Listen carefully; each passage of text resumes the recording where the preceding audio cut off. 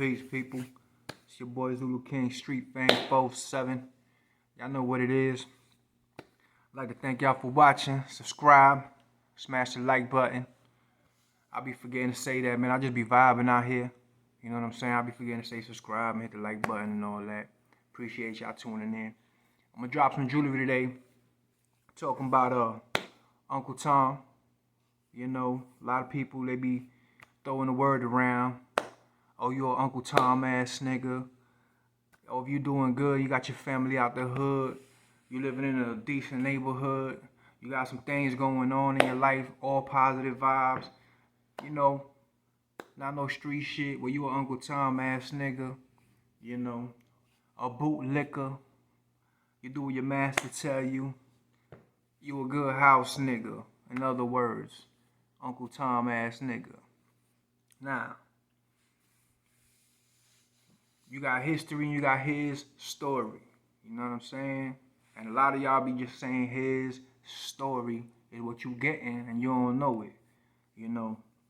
And you just go on through generations like your mother might have told you this or your grandma, and you just keep going and going and going down the line. And you never really research and do your own thinking and see things for what they really are, or what's really going on. And a lot of y'all throw the term Uncle Tom around and don't know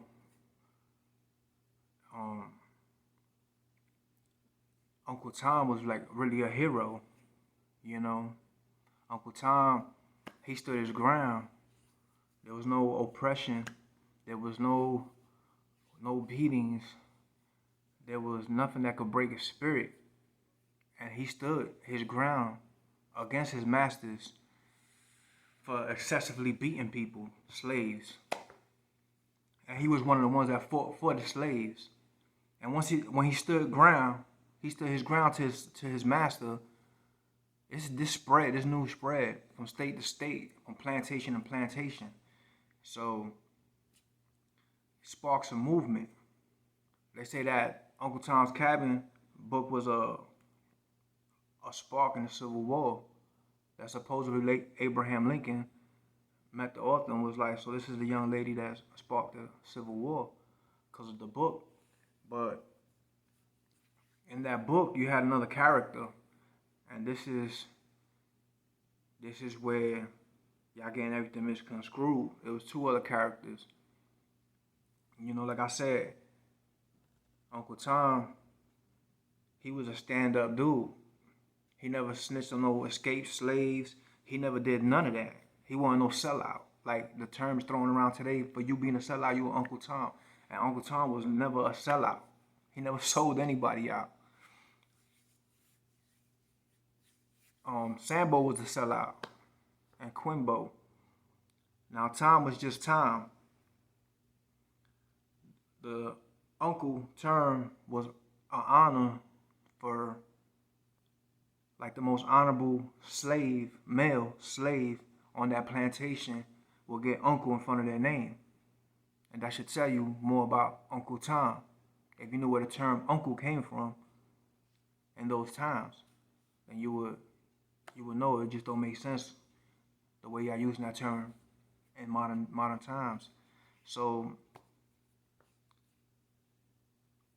Quimbo and Sambo were slaves, but they were overseers of the slaves. They were the house niggas. They were the sellouts. They would whip the other slaves, you know, like excessively. So Quimbo was gonna rape one of the other slaves' family's daughter. The family ran to Uncle Tom's cabin, and told him about it. Uncle Tom comes out and he exchanges. He says, I'll give you my back for y'all to let her free. So he exchanges himself and gets whooped. Gets his back tore up so he could free her.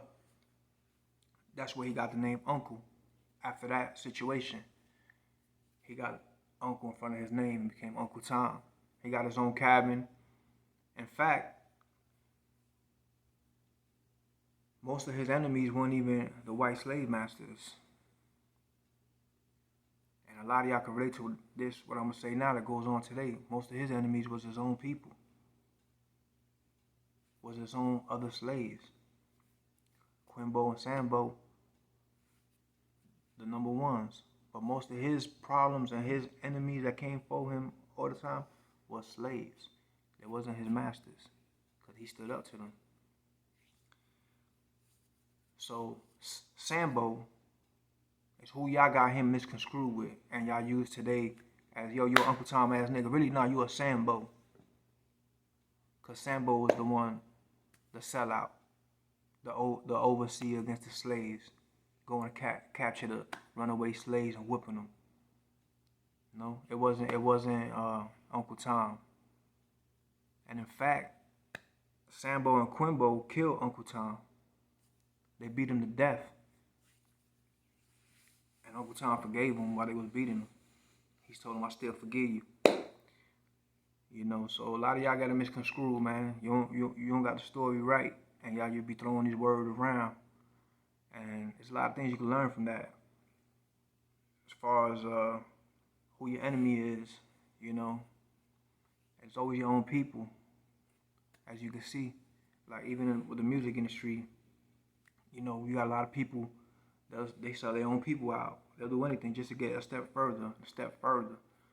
And it's never enough. And that's a Sambo ass nigga right there. That's Sambo. You know what I'm saying? And Quimbo. Those ain't Uncle Toms. Because the Uncle Toms of the industry, the music industry, they get censored. They don't push the gay agenda. They don't push, you know, the dope fiend agenda. And they get silenced. They get blackballed in the industry. But if you pushing that gay agenda and you pushing all them pill popping and all that lean and all that, then that's what's hot right now. You know, to be a junkie. So, or a gay junkie. How about that? You know, no offense to anybody's lifestyle, but it is what it is. So, if you pushing that agenda, then you a Sambo. You know? And the Uncle Toms, they get pushed to the side. Anybody that dropping jewelry, they push them to the side because they don't want you to know. But I just thought I'd just enlighten y'all a little bit on the terminology of Uncle Tom and Sambo. Y'all got them misconstrued. Now that you know, you can't call nobody no Uncle Tom for being a sellout because he never was a sellout. That was Sambo and Quimbo, you know? So, thanks for tuning in, man.